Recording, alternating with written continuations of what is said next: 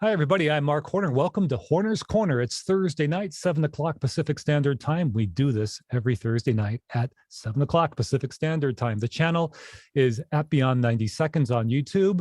We're also on Zoom. If you want to join us on Zoom, you can go to beyond90seconds.com/live and follow the registration link. It's free. It's fun. We just ask that you be respectful and we all learn together and hopefully build an engaging community. Joining tonight, as she often does, is Janine Sadola. And we have one of Janine's fine friends joining us this evening, it's really just a total pleasure to have her here. And that is Jackie Kloosterboer, who's joining us from, I presume, Vancouver, British Columbia. Have I got that right, Jackie? North Vancouver, pretty close. Pretty close to Vancouver, North Vancouver. Yeah. Okay. Now, if you live in North Vancouver or anywhere in the greater Vancouver metropolitan area, odds are you've seen Jackie before. If you watch any television, she's kind of that go-to person, oftentimes in the local media's Rolodex, to when they need to speak to someone about disaster preparedness. And if I understand correctly, that's usually either earthquakes or wildfires. Is that right, Jackie? It is, yeah. So tell us a little bit about your background before we dive into the wildfires specifically and what you're seeing and hearing out there, because I think you wear two hats, but they're both emergency response disaster preparedness related. Yeah, definitely. I work for, I'm an instructor with the Justice Institute of BC. So I travel across Canada teaching volunteers how to respond to disasters to support the evacuees. I also am an emergency planner with the city of Vancouver, and I have my own business, Survive It, where I teach people and go into people's homes and make sure they're prepared for disasters, have the kits in place that they need, their home is safe, primarily focused on earthquakes. But for all disasters, it all does start with preparedness, and the better prepared you are, the better you're going to get through whatever disaster you're faced with. I've heard that you've written a very good book, kind of a go-to book when it comes to earthquakes. Hopefully we can save that and most of that for a future program, but could you go ahead and share the title with us and where the people can find it? Yeah, I've written my Earthquake Preparedness Guide, and it takes you through all of the steps that you need to follow to ensure you're ready for an earthquake. It talks about supplies, what to do, sort of before, during, and after an earthquake. And you can get that through Amazon or through my website. So fantastic. So again, the primary topic tonight is wildfires. And Janine helped put me in touch with you, thought it would be a great interview a few weeks ago. And at that time, you indicated you'd love to come on. However, you were busy working out in the field. And it seems like in the past 2 or 3 days, perhaps, or maybe even more recent, that you've returned home. Have you been, tell us about the work you've been doing. You mentioned your different job areas, but it sounds like you've been working directly with the people who have been impacted, even displaced by fires throughout much of British Columbia. Have I got that right? You do. I've been working at one of our reception centers, which is a location for people to come that have been displaced. So when they've been evacuated, they come to a reception center to register and then get support that they may need. So that's done through emergency support services in Canada, very similar to what the Red Cross does in the States. So quite often we're the first point of contact. We talk with them, find out how they've been impacted and how we can best help them get through the forest fire. And that's largely putting them up in hotels and, reaching out to them and just being that contact person. There's a lot of unknowns with forest fires, and we're not telling them, what the fire's doing, but we can be the support, like what steps they need to take, how they can, better get through the forest fire, and what to expect when they return home, and, what they may need to do when they return home. The scope of this forest fire season seems pronounced and unique to me. I'm going to be really interested to hear your perception of it. You've seen scenarios like what you're seeing this year, but everything seemed to happen even earlier and more intensely than ever before. I mean, you set a record national temperature for Canada in British Columbia, in the high country, relatively speaking, of all places. Is my perception on point, or am I off mark when I say this seems even more different than the recent years, which were considered different? Yeah, the town of Lytton, you're right, they did set a high temperature for all of Canada. And then I think it was the next day or the day after that, the town was devastated. The fire, it took out everything in that town, and people had minutes to get out of there. And listening to those stories of, people relived them and, where they were, what they were doing. And, one lady was saying she was in a house and it was so hot that it was hot already, but the heat, and they had tinfoil up on their windows to block out this heat, so they didn't even see the fire. And people were knocking and screaming, and luckily they heard that and they were able to flee to safety. But that's one of many stories. And you get people, their vehicles are, Lytton is a little town, and they're now being evacuated to other communities which are a lot bigger. Their vehicles are not road worthy to be traveling to a lot of these communities. They're meant for getting around small towns. So it was really difficult for these folks to get out of the communities. And as the fires started to grow, it impacted other areas, and very similar stories. And even the fear of not knowing if you have a home to go to. And there's people who had set up cameras on their house, and so every couple times a day they were checking in and looking at the cameras, and all of a sudden the camera wasn't working. And did it mean their house was gone, or was it a bad camera? And just the sheer worry of what are we going to return home to? And it's really tough for people to get through that. So a lot of talking, a lot of, working with these folks and helping them the best that we can. So you're on the front lines speaking with these people who are dealing with this sudden, disruption. Yeah. Seems like a tidy word to use given the circumstances, but are you speaking yourself to these people from Lytton, for example? Yeah, we have, they come into our reception centers, and we have volunteers at the front doors that will welcome them in. And then they sit down with volunteers, and we register them. And, through the registration process, we hear the stories and that. And then from there, we provide the services. So you do hear a lot of stories, and it's also tough on the volunteers hearing story after story of, what has been happening. And, it can be quite difficult to handle. But it in many cases, people would come in devastated, and the fear, the worry. And after sitting down with the volunteer, and usually it takes about 20 minutes to half an hour, the talking and that really helped, and you would start to hear them even laughing. And it was just really good to hear that, and the support that ESS, or Emergency Support Services, was providing to the evacuees. And so many unknowns in what would happen, and would they even have a home to go to?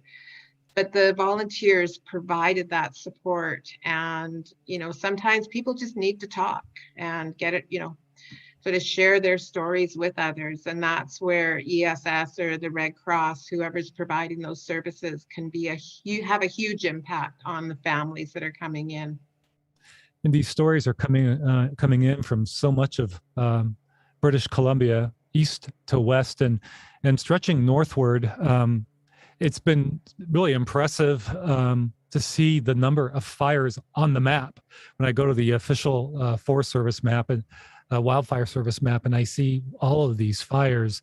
And another thing that strikes me, and it's true of the Pacific Northwest here in Washington State as well as California perhaps, but here in British Columbia and Washington, for example, if I'm not mistaken, we tend to see the peak season in August and September, where that wildfire season moves up from the southern United States, New Mexico, Arizona, Utah, Colorado, California, and it moves northward. So I don't even know that we've really reached peak season for wildfires rather, in a historical context, yet it's already been so devastating.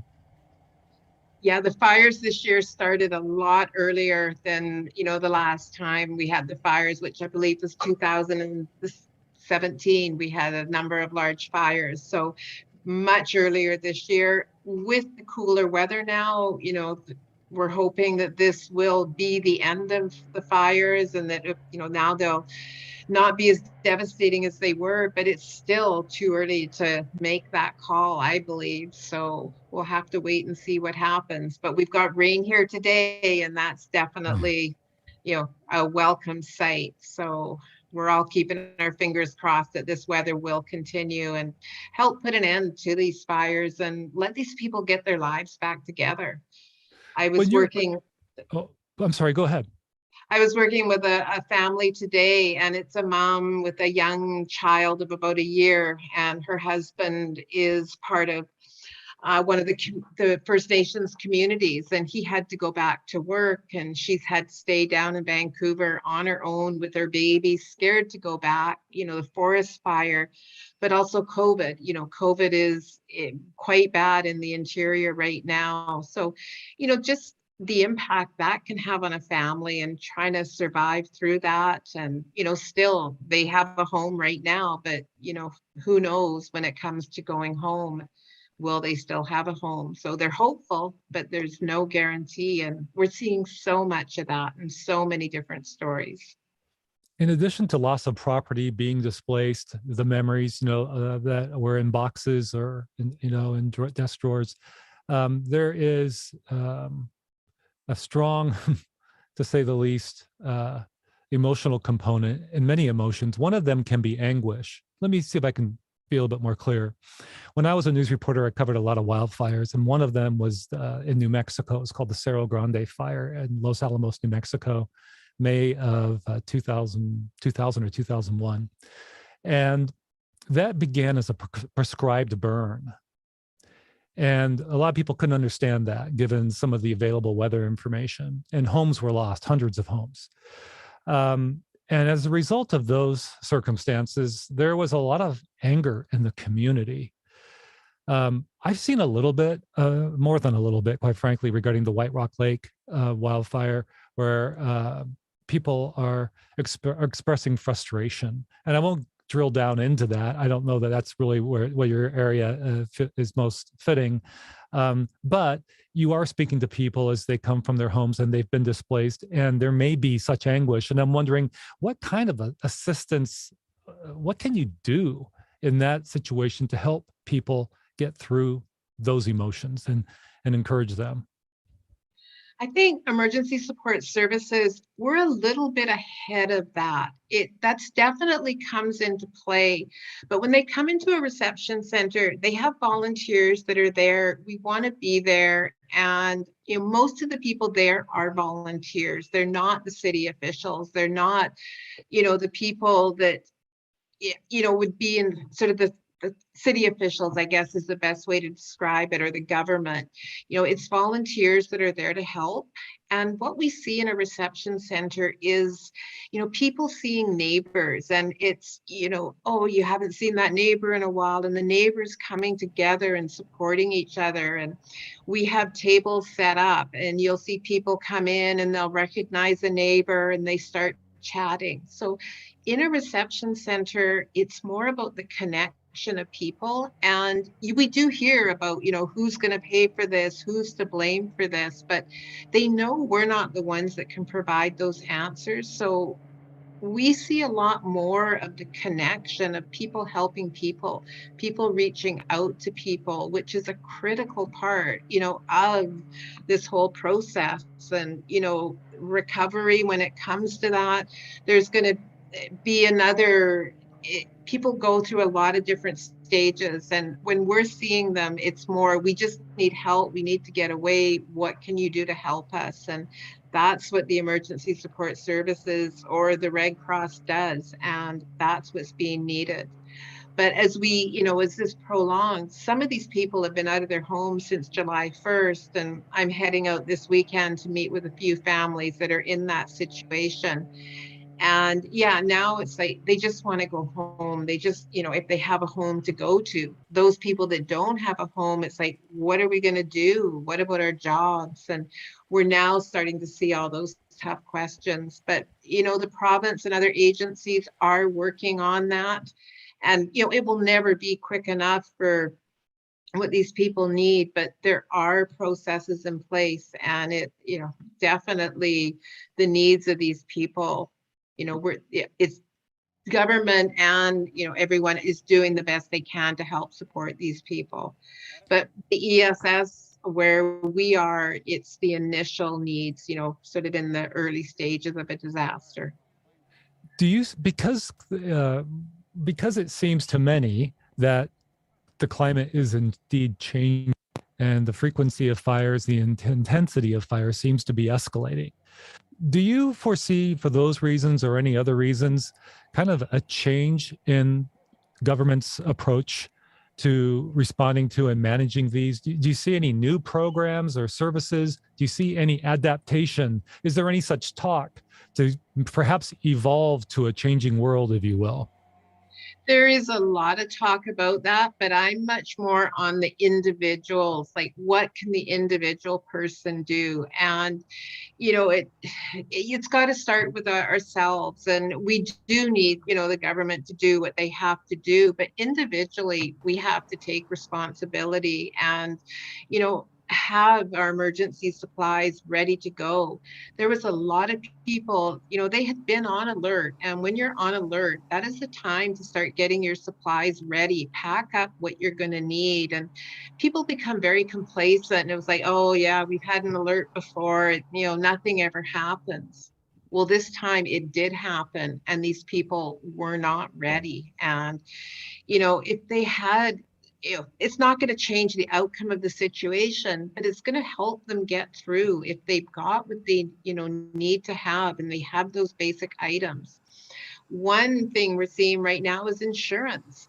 A lot of these folks have insurance, but they don't know who their insurance company is. They don't know what their insurance will cover, and the work they have to do to find that out would be so much more reduced if they had copies of their insurance paper in their grab and go kit, which they take with them. And, when you're on alert, you've got time to get ready. And I know there has been some fires where people have not had time, and, that's totally different. But when you're on alert, people need to, make sure they've got what they need.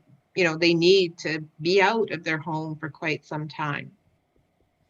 So I'm really glad that you're bringing up really the focus of your expertise, which is the disaster preparedness, and being a specialist as you are. You're talking about the paperwork, the documentation, the to-go bag, if you will. But I imagine there are various components of this preparedness aspect. I remember, as in my news reporter days, I don't know, but still the parlance of the approach here, but there was a lot of talk. I went out and interviewed firefighters in the wooded areas outside of Albuquerque, New Mexico, about defensible space. Is that something that you talk about? No.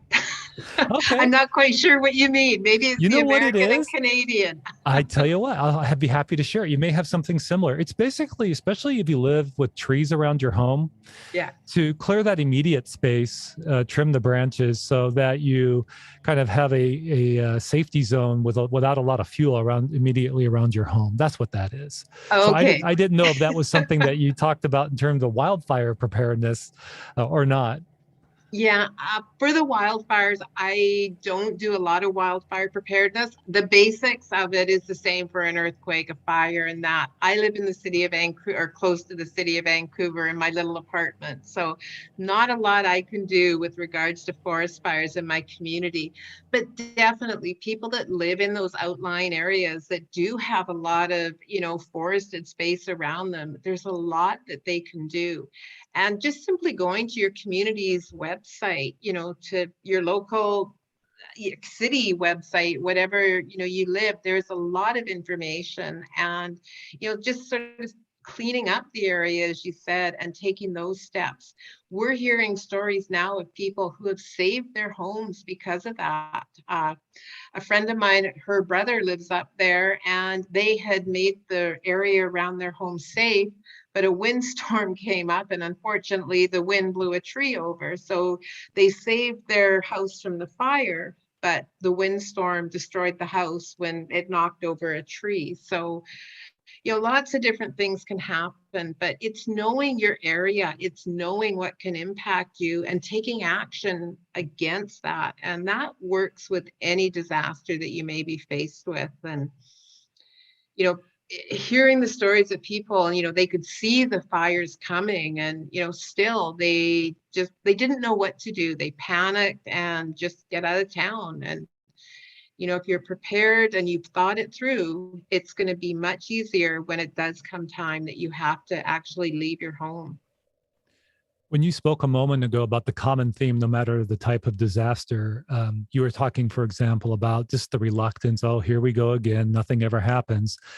So, well, you were talking about wildfires, but certainly I have seen that, and I'm sure many of the people watching and listening have too, when it comes to, for example, hurricanes in the U.S.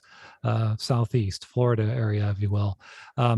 Tsunamis is in Hawaii. I remember following some tsunamis on social as there was a possible threat.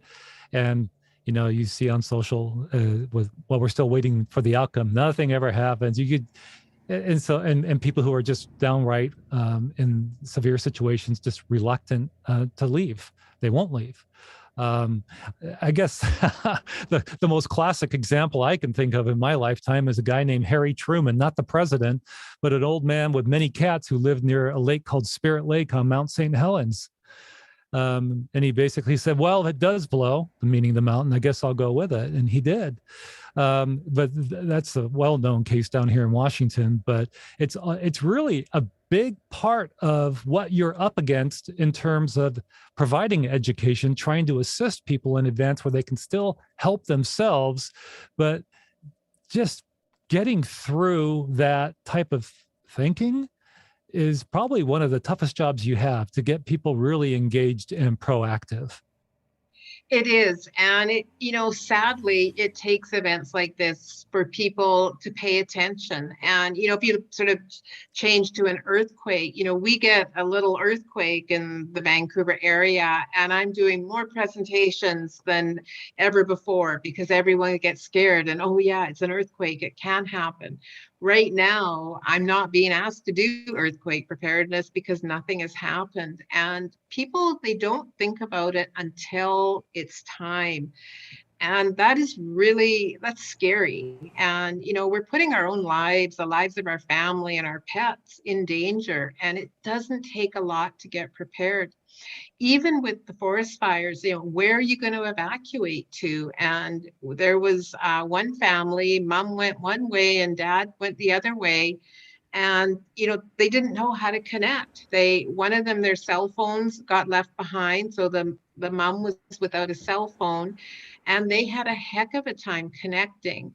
Whereas if they had sat down and said, okay, if we have to evacuate, we're going to go stay with, your parents down in Vancouver or my parents up in Kamloops, then you would know how to, locate. But when you don't even have a clue where you're going, it can really add a lot of unnecessary stress and worry to the whole event that you're dealing with. So being prepared, having those plans is going to make it a lot easier in that part of it. You're still going to have the worry about, will you have a home to go back to? But it's going to be significantly reduced if you have the basic pieces of your plan in place. I'd like to take a moment just to read some of what's coming up in the YouTube chat, and I'll check the Zoom chat in just a moment. Kit Harvey in the YouTube live chat is in Redding, California, and she has firefighters in the family. But she writes, hi from Redding, California, still surrounded by wildfires and very unhealthy air.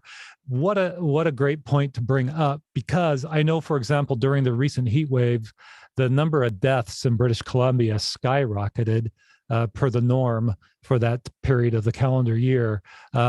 Unhealthy air with all that smoke. Do you talk to folks about that? And have you seen, what would you say about the impact of these wildfires on air quality in British Columbia? Yeah, stay indoors, and, when you've got the heat and the smoke at the same time, it's a lot more difficult because, you've got to be able to have the cooler air and that. But if it's just the smoke that we're dealing with, people with, compromised immune systems have to be extremely careful, staying indoors, staying away from the smoke. And earlier I talked about the mom with the little baby that she's scared to go home because of the smoke and that. So, definitely, wearing the masks right now, as we're all now doing again, that can definitely be helpful. But just being aware and knowing what to do, that's half the battle right there, and taking the action that you need to take. Another question or comment in the YouTube live chat from Cheryl Simpson. They do sell tarps that you can put on your roof to protect from sparks hitting on the roof. They are fireproof, but not cheap. That reminds me too of my friend Christian Zassi, who has a home over by Okanagan Lake in the La Casa Cottage Resort area, very near the fire, had told me that firefighters were on standby. And in fact, we saw, as you mentioned, security cameras on these homes. People are watching their security cameras. We saw some of his video where we could see the firefighters looking out, removing cushions from around the home, things like that from lawn furniture. But he said that the firefighters were also prepared to put water on the rooftops should the fire come down the hillside. Do you have any thoughts on what Cheryl had to say here in the comment about material that you can put on your roof or anything else in terms of preparedness for protecting your structure? Yeah, that definitely is not my area of expertise. I would just want, anything you do, make sure it is, approved to do that. Check with the authorities on that. A lot of times, when fires are coming, you get a lot of people out there selling things that really aren't going to do a lot of good. So, do what you can, the basics of cleaning the area around your home, things like that can make a huge difference. And, if you do want to buy the tarps, check, and make sure they are legit, that they do what they say, because I can imagine, as you said, they're going to be very expensive and you don't want to waste your money on something that's not going to work. But a lot of people, and we see this, with earthquakes and that too, people will take what they think is the easy way out. And that's not always the best. Like, get out there and clean up your yard, clean up the area and make it safe. Start by doing that, which everybody can do. And, if you can't, maybe there's a neighbor that can help you out. If you're older, disabilities, things like that, reach out and get the help that you need. But there is a lot of great products out there, but just be careful is what I'm trying to say. Yeah. That proactive stance in cleaning around the home, for example, to Kit's point in the YouTube chat, clean leaves and needles out of gutters with 3 exclamation points. So yeah. That's a really good one. You mentioned several minutes ago now, pets. What advice would you give people about their pets when it comes to emergency preparedness? If you evacuate, take your pets with you. Don't say, oh, it's better to leave my dog or cat at home. I'll come back and get them, because you may not be allowed back home. And I've seen that happen where a family, they had a dog in a kennel outside and they'd been evacuated several times before and nothing ever happened. And they thought they were doing what they really truly believed was the right thing to do. And it was a devastating story, but they did leave the dog behind. And unfortunately, their house did get impacted by the fire. So if you're evacuated, take your pets with you, have the supplies that you need for them. We're seeing a lot of pet fostering right now. We're putting people up in hotels, and a lot of hotels will not take pets. So we have it's a volunteer organization that works with families that will foster pets. So, again, if you want to help out, link in with some of those agencies if you're willing to take a pet and they're looking for people that will help to foster pets. So yeah, but definitely take your pets with you when evacuating. I want to give Janine the opportunity to ask a question. I know you're muted right now, Janine, and I know that you two have history. You two have both worked together in the emergency services capacity and you have that familiarity. Dare I say you're friends? I pick up on that vibe as well. But Janine, I know you're going to tell me that Jackie's doing a wonderful job, but certainly I know how you think. You're very proactive and curious. So do you find us leaving something out, wishing that we would add one more thing, or is there an area, Janine, that specifically you'd like to bring to the conversation as well? Well, one thing I was thinking about, I've really noticed with all the smoke, and Jackie was discussing smoke, a lot of the wildlife has come down from the higher elevations. And what I'm finding is there are cougar in my yard outside, across the street. Someone reported that cougar, had a cat, a house pet in its mouth, just probably 8-minute walk from here. And I'm finding a lot of deer, a lot of cougar, and I even saw what I think was a wolf the other day. So they're coming down to get away from the heat, the smoke, the dryness. And what do you think about that, Jackie? Have you noticed anything like that? I've heard reports of it, not in my community, but in other communities, I've heard that it is happening. And I think, we do know it's happening. If you do have pets, keep your pets indoors or, go outside with them and definitely be aware of it. But, they're trying to, escape like people are. They're trying to escape from the fires, and this is where they're coming. So it is definitely something to be aware of. And, even small kids, you got to be careful. And we know this is happening. So just to have your guard up and, take any action necessary to protect yourself and your family. Jackie, when you get hired to come and speak as a specialist in the area of disaster preparedness, what does that look like, your presentation? Are you tailoring it for a specific topic, or is it usually just the whole broad topic? How does that, what's your approach there? How do you go about educating people?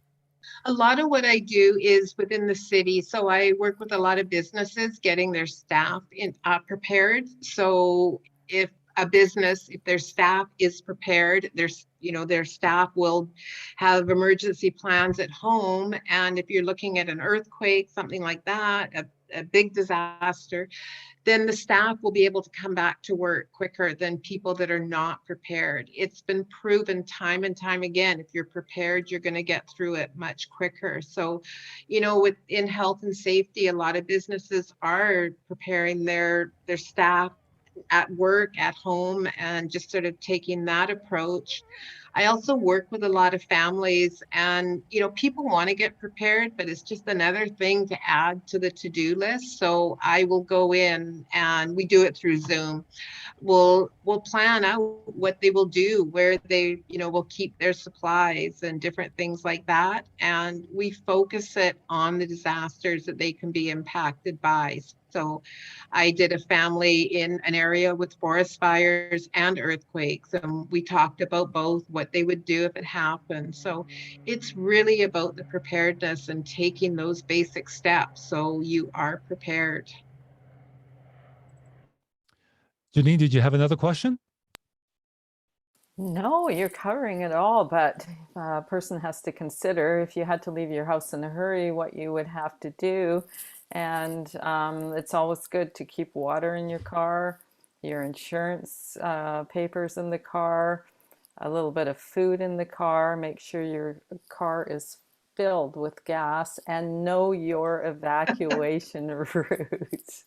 I was waiting for the gas one, Janine. Good for you. Yeah. Another thing too is oftentimes your cell phone won't work in a real smoky situation like Paradise in California. People couldn't use their cell phones. So I'm in the section of the ham radio emergency group here. I was doing the same thing as Jackie before, involved in emergency services, and then I went to the ham radio emergency program. So you do need a method of communication. And so, of course, we use that in our emergency group as well. So oftentimes people will, flee their house, like Jackie was saying, and they don't have their cell phone with them. And what happens is they don't remember their husband's phone number because they've got him on speed dial. We had a number of people coming into our center, and when one of the communities was evacuated, it happened at night, and there was a lot of older people in that community, and they were evacuated out. They had vehicles that were not meant to travel the highways. The Coquihalla, which is one of our main highways to go into the interior, was closed, and so the other highway was busy. We had all these older people that don't like to drive at night. They live in a small town. They drive to the grocery store, to the doctor's appointments, and to go see their kids and that. But that's it. They don't leave that community. And all of a sudden, they're forced to leave. And the stories that we were hearing, and it was like a car after car, and there were cars broken down on the side of the road. And this one lady I talked to, and she was older and quite frail, and her husband was quite sick, and she said, we just couldn't do it. She said, we had to stay on the side of the road, and we slept in our car. And it was just heartbreaking to see this older couple, and they were in a beat up old car, and they had to drive all this distance. And we had another lady, and I was going into the reception center in the morning, and she was already in the parking lot, and she had a 1964 convertible. I don't know what kind of car it was. And I thought, well, that's kind of an old looking car. And as I'm approaching the car, I see all these dogs in it. And she was sitting in the front, and I went up to her and I said, are you here for the reception center? And she said, yeah. She said, I didn't know where to go, so I slept here all night. And I was like, oh no. So all of a sudden she opens the roof of her convertible, and it's a 64 car, so almost as old as me.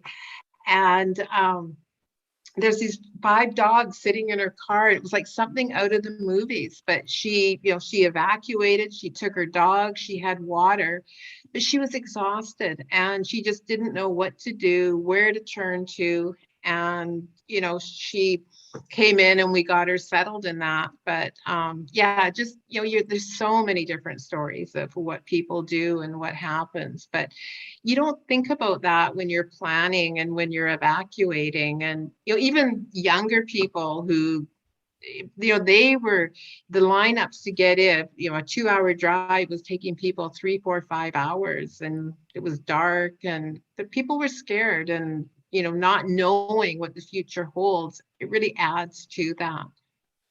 That story you told near the beginning of this conversation tonight about Lytton and the person or family that was inside the home where it was so hot that they put up tin, I think you said, or tinfoil on their windows. Tinfoil, yeah. And they had no idea that a fire was approaching until people were banging on their door. Yeah. Wow. It sounds like a scene from it does, yeah. a Hollywood movie or something. And it keeps replaying itself, different stories, but yeah, it's been incredible. Wow. Well, would you like to leave us with maybe 2 or 3 of your top highlighted points that you tend to really want to resonate with people? I know there are more than that, but just in terms of some of the basic things that you really would love to see people think about and be proactive about. I know you've mentioned quite a few, from pets to paperwork. Yeah, I think what it really boils down to with any disaster is have a plan. Sit down with your family and talk about what would we do if we had an earthquake, a flood, a house fire, and there's a number of things. If you talk it through, you've got the starts of a plan, and just follow through on that. And so your family knows what's going to happen. And, if you're not together, what would you do? Mom's at work, dad's at work. Where do you go? What do you do? And then have the supplies. If you're, create that grab and go kit or bug out kit, whatever you want to call it, create that kit. So you've got the basics, having copies of your ID, your insurance, and, medications and things like that, having access to all of that. And then, as Janine said, have your gas tank, especially if you're in an area where you may have to drive to evacuate, have your gas tank half full.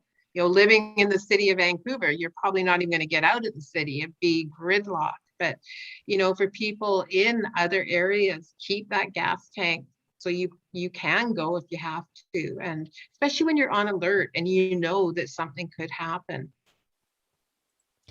Thank you. Janine, final opportunity for a question. Know where your keys are. You know how Yes. when you lose your keys and you're in a hurry to get out the door and you don't know where they are and you're scrambling around, you can waste so much time looking for them. So I always hang my keys in the same spot. I remember working for emergency services in Nanaimo. This poor fellow lost his house. And he told the fireman, I'd like to use my car. Can you please go in and get my keys? And the fireman went in and he looked around and it wasn't at the spot that he thought it was. And he thought it was in his pants pocket on the floor by his bed. And the fireman couldn't find it. I would just say it's right there on that hook by the telephone. And, he could come in and get it because they can't really spend much time in the house. They can come in, maybe grab your wallet or your purse or your keys, but if you know where they are. Yeah. Keep a set of car keys in your grab and go kit. That can also, or house keys can be good. Just grab your kit. Well, this is a wonderful discussion. In a way, I feel like while we've touched on some really compelling things and educational points as well, I still feel like we really have only scratched the surface. But thank you for the light, the window that you're providing for us to look inside beyond the headlines and really a sense for the humanity that's involved, not just the intent, obviously, of educating and helping people both before and afterwards, helping them before so that this doesn't impact them if possible, and afterwards if they have been impacted. But these are real people. These are human stories. And commend you and all the firefighters and the support personnel, the people in the air and the aircraft, the boots on the ground. I think everybody there's not a lot we seem to agree on en masse these days, but on this point, I think we can agree that we are truly appreciative of yours and their efforts regarding these fires throughout so much of the Western Canada and the United States right now as we speak. So thank you. Thank you for joining the program. I know you specialize in earthquakes as well, and maybe that's even higher on your list of expertise than wildfires. If you found this experience enjoyable, Jackie, I'd love to have you on again down the road. We won't have to wait for an earthquake to talk about it. If you're twiddling your thumbs and wishing you had an audience, you've got a place here to come and talk about earthquakes, okay? Fabulous. I'll come back anytime. I've really enjoyed it. Oh, great thank you, to Jackie. see you, Janine, as well. Thank you. Nice to see you. All right. So please feel free to hang on just for a couple more minutes, Jackie and Janine, for our post show. But for the live stream on YouTube, I'm going to go ahead and end that now. Thank you all very much for watching live, or if you're catching the replay, thank you for watching. If you like to support this channel and this type of content, please consider giving this video a thumbs up. That goes a long ways to helping people find us through the YouTube algorithm. This will be a suggested video more often. And if you want to go even deeper than that, we're also on Patreon at patreon.com/beyond 90 seconds. Thanks so much for watching, everybody, and have a wonderful day or evening wherever you might be. Take care.